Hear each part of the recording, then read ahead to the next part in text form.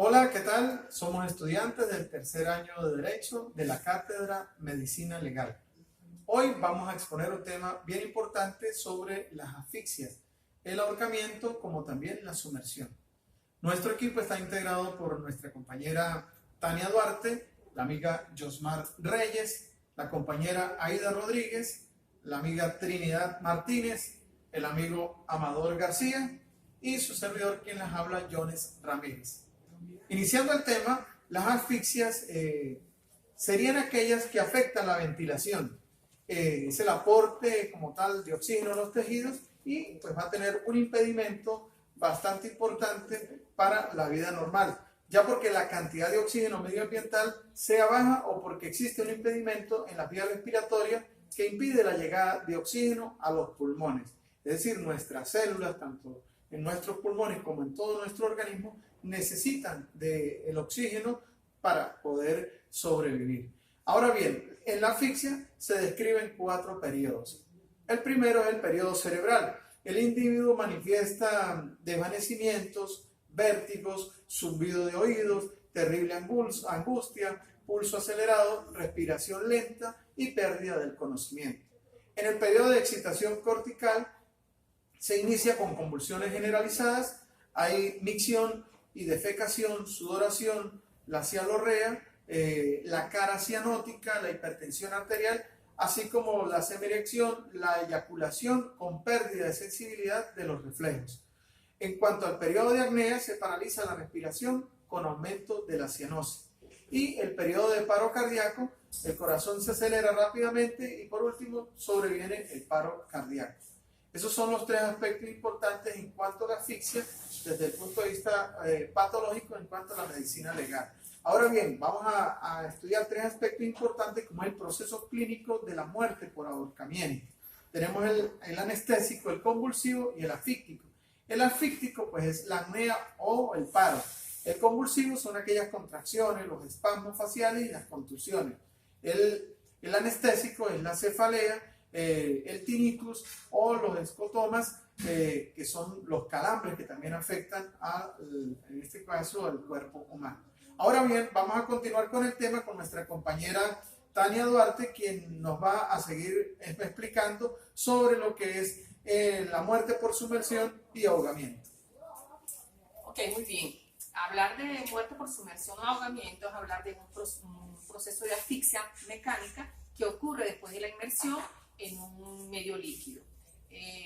Decimos también que es la principal causa de muerte a nivel mundial. Se ha venido clasificando los tipos de ahogamiento por sumersión en casi ahogamiento o semiahogamiento. Es donde el paciente se recupera al menos temporalmente, es decir, durante las primeras 24 horas después de un episodio de sumersión sumersión o inmersión. Y tenemos también el ahogamiento seco, cuando hay escaso o nulo paso de agua a los pulmones, ya que se produce un espasmo en la glotis, la apnea, y por lo general es frecuente en los niños. Otro tipo es el ahogamiento húmedo, que es, a nivel mundial está entre un 80% y un 90%, y es predominantemente en adultos. Inicialmente se produce apnea, se cede la presión arterial de oxígeno, desciende a 70 milímetros de mercurio aproximadamente, y se va iniciando movimientos respiratorios con aspiración de líquidos a los pulmones.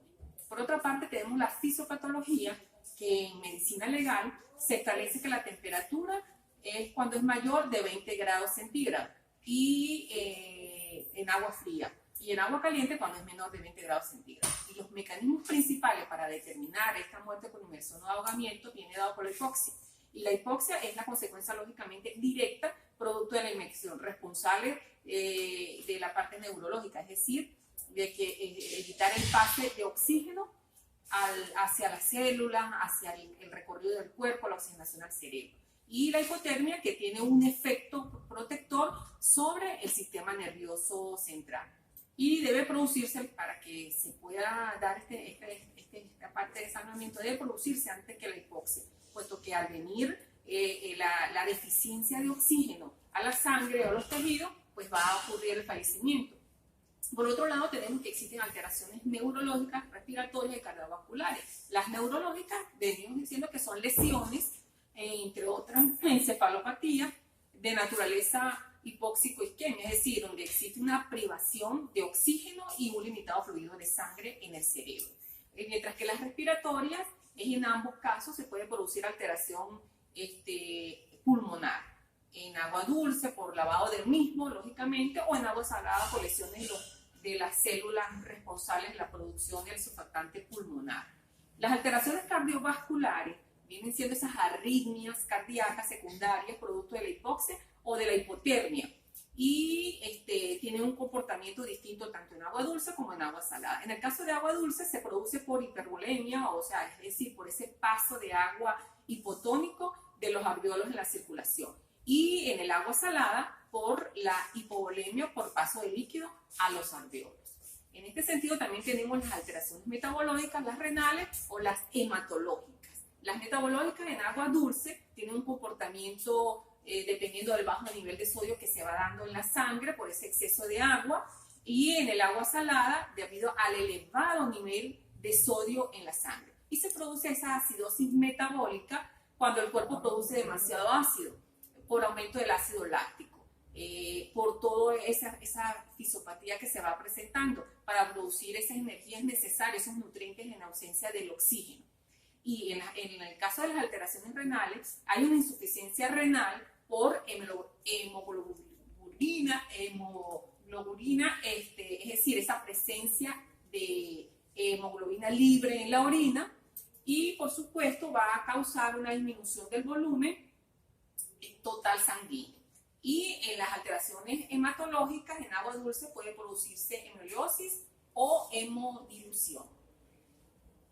Seguidamente podemos hablar de los síntomas residuales de los agados fustrum, que no son otros que aquellos individuos que han sobrevivido de acuerdo a algunos factores a un evento de sumersión, y viene dado primeramente por unos síntomas respiratorios. Esos síntomas respiratorios que presenta este agado fustrum tienen que ver con la disnea, que va a variar de acuerdo a la intensidad, con un dolor torácico, con una expectoración hemotoica, con una evolución del murmullo vesicular. Pero también hay síntomas generales que tienen que ver con la fiebre, con depresión que pueden presentar, de esa conciencia en un estado de coma, producto de la penetración de ese líquido al pulmón, de cierta forma. Y los síntomas cardiovasculares, taquicardias, arritmia, intrasistoles, los síntomas gastrointestinales también se presentan, vómitos, y radiografías que vienen a hacer esas opacidades bilaterales pulmonares difusas que van a impedir que al momento de hacer ese estudio se pueda visualizar la cantidad de líquido que existe en el pulmón.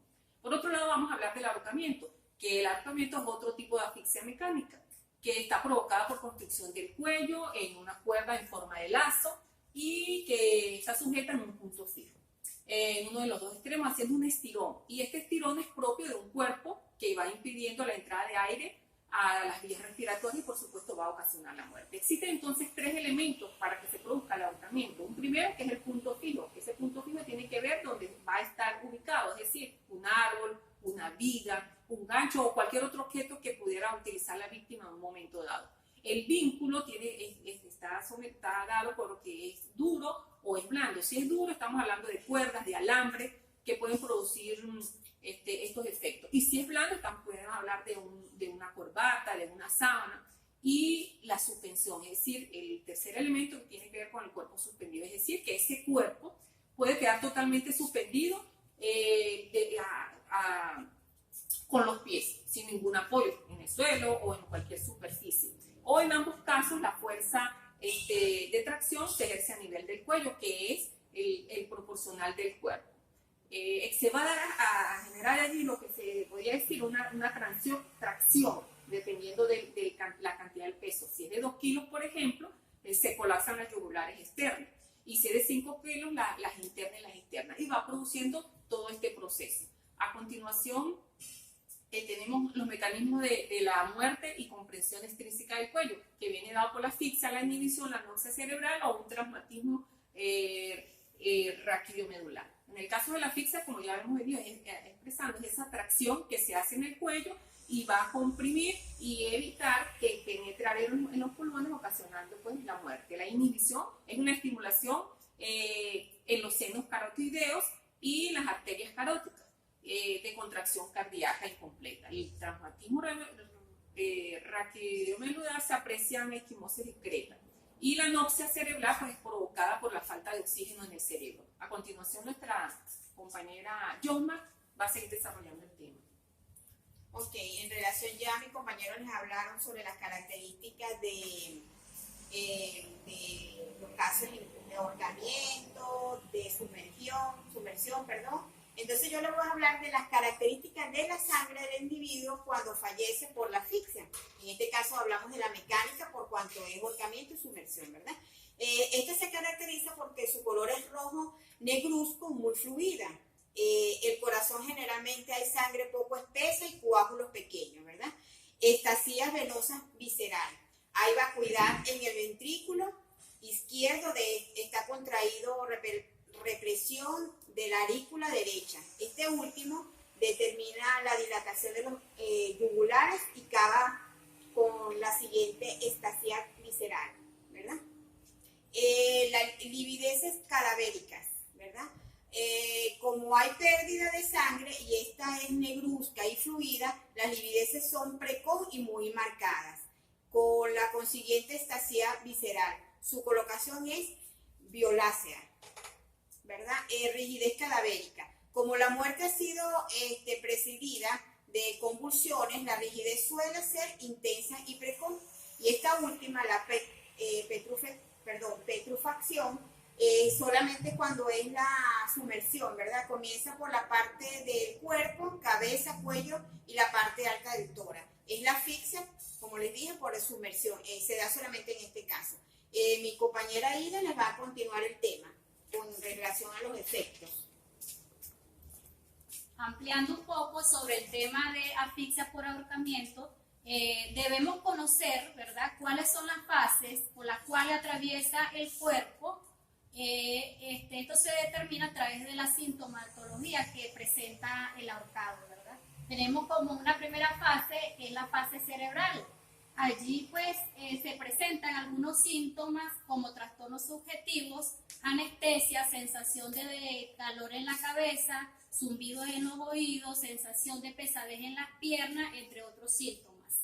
Esta fase dura por lo general pocos segundos, ya que cuando se presenta un caso de suicidio, pues el individuo no tiene tiempo de arrepentirse. En una segunda fase tenemos lo que es la fase convulsiva. En esta fase se presenta excitación cortical y medular, que se traduce en sacudidas violentas del cuerpo y contracción de los músculos faciales del individuo, por lo que le confiere un aspecto horripilante en la parte de la fisonomía del individuo. Esta fase es de duración breve. Tenemos como tercera fase lo que es la fase asfíctica, que corresponde a la depresión del sistema nervioso central. En esta se presenta pérdida del conocimiento, coma profundo, latidos cardíacos imperceptibles, relajamiento muscular y muerte aparente. Esta fase es irreversible.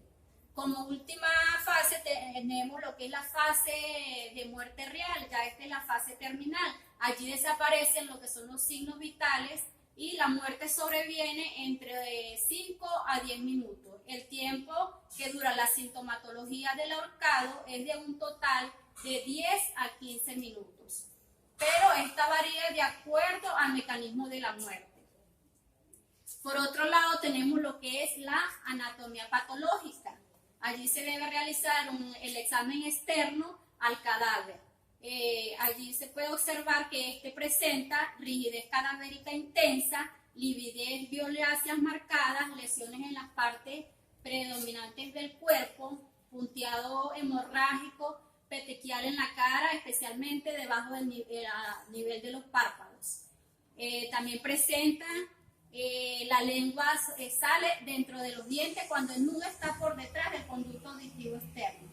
En cuanto a la autopsia del ahorcado, los signos externos predominan sobre los signos internos. En ocasiones, los últimos, que son los signos internos, estos pueden estar ausentes.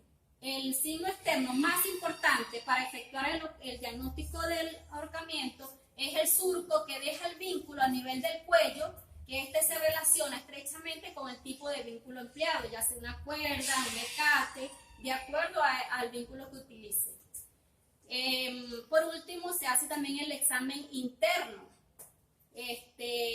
Allí pues se hace la búsqueda de los signos vitales del ahorcamiento. Esta es la tarea más importante en la realización de la necropsia, para determinar si esto fue realizado en vida o después de la muerte. Estos signos se evidencian primero por una línea agnética o zona translúcida ubicado debajo y a lo largo del surco. Tiene un aspecto nacarado y se produce por la desecación del tejido celular subcutáneo por efecto de la compresión. Segundo, tenemos la equimosis musculares, cuya ubicación es generalmente profunda y en relación con el esqueleto laringeo. Como tercer paso tenemos lo que es la equimosis retrofaringea. Esta se produce cuando el nudo es posterior y se fracciona la laringe hacia atrás por el golpe de la base de la lengua sobre la zona. También se presentan fracturas del hueso hioides. Esta afecta a las astas del hioides con infiltración sanguínea en el ahorcamiento vital. También podemos observar la presencia de fracturas del esqueleto laringeo, pero este signo es poco frecuente. El signo de Amuser consiste en un desprendimiento de la íntima de la carótida primitiva en relación al surco. También se presentan las fracturas de la columna vertical. Solo se observa en los casos de ajusticiados en los que se han empleado maniobras violentas de tracción. Y por último tenemos lo que son las lesiones viscerales. Estas no son características, ya que corresponden a cualquier tipo de asfixia, equimosis petequiales, suberosas, edema pulmonar discreto y cianosis generalizada de los órganos. También tenemos los signos de los fenómenos cadavéricos que también se deben determinar. Allí se presentan las livideces violesias, se ubican en la mitad inferior del cuerpo, especialmente en todo el contorno de las extremidades inferiores, de las manos y de los pies, las extremidades distales, si la suspensión es completa. La rigidez es precoz y muy marcada. Si ha existido la fase de convulsión. Para el diagnóstico médico-legal del ahorcamiento es necesario tener en cuenta el soporte o punto fijo, el medio utilizado para la suspensión y el surco. Por último tenemos para realizar la autopsia en el ahorcamiento se debe tomar en cuenta lo siguiente. Primero se debe realizar el examen de vestimenta, ya que en la parte delantera superior de la vestimenta se pueden presentar manchas de sangre o secreciones. También se hace el examen de fenómenos cadavéricos, livideces o extremidades distales, el examen externo. Seguidamente le damos la palabra al compañero Amador García. Bueno, yo voy a hablar de la autopsia. En este caso son los signos externos e internos de la sumersión. Vestimenta húmeda, arena, barro y vegetal. En segundo lugar tenemos a comprobar el estado asfíctico por coloración de la piel mucosa, hongos de espuma, lividez cadavérica, putrefacción cadavérica. Comienza en la cara y el tórax. Adipoxia aparece entre el segundo y el tercer mes. Incrustaciones calcáreas en la piel, acción de la fauna marina, lesiones y producto del periodo convulsivo y las lesiones de arrastre. En el examen interno tenemos la espuma blanquecina rosácea en toda la vía aérea. Ocasionalmente broncoaspiración, vómito, pulmones distintos con enfisema acuosa, crepitante de color gris pálido, hígado brillante. Por último, le doy la palabra a mi compañera Trinidad. Bueno, un poco para ir concluyendo sobre el tema, nos toca hablar de la parte de las cuestiones médico-forenses, lo que es la muerte por ahorcamiento y la muerte por sumersión.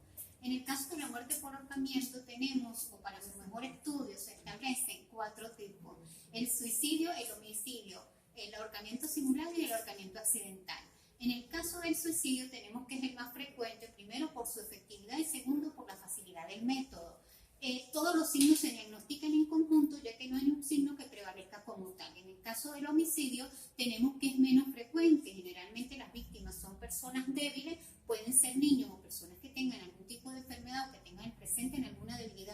agresor y también se encuentran con pérdida de conocimiento, personas inconscientes.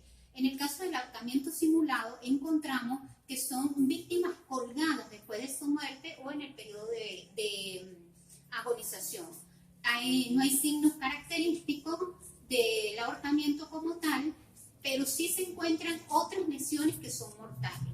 En el caso del ahorcamiento accidental tenemos que se da por experimentación curiosa de algunos, sobre todo jóvenes, que quieren experimentar lo que es la sensación del ahorcamiento sin la intención de morir, o en personas que se quedan enganchadas, bien sea en algún elemento duro, como lo explicaba alguna de las compañeras, o en algún elemento blanco, como ya fue explicado anteriormente. En el caso de la muerte por sumersión, tenemos tres momentos. El momento es antes de caer el agua, al momento de chocar con el agua y estando en el agua.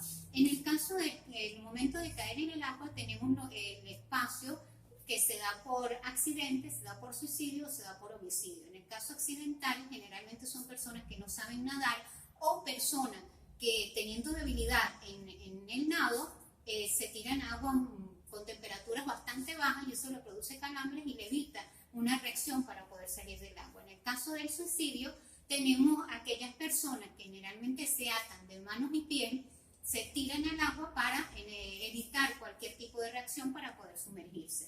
Y en el caso del homicidio, se presentan generalmente lesiones anteriores al momento de caer en el agua. Pueden ser golpes, pueden ser lesiones con arma blanca, con arma de fuego, o pueden ser también el mismo estrangulamiento. En el caso en el momento de chocar con el agua, se generan el paro cardiorrespiratorio y se genera la fractura de la columna vertebral y del cráneo.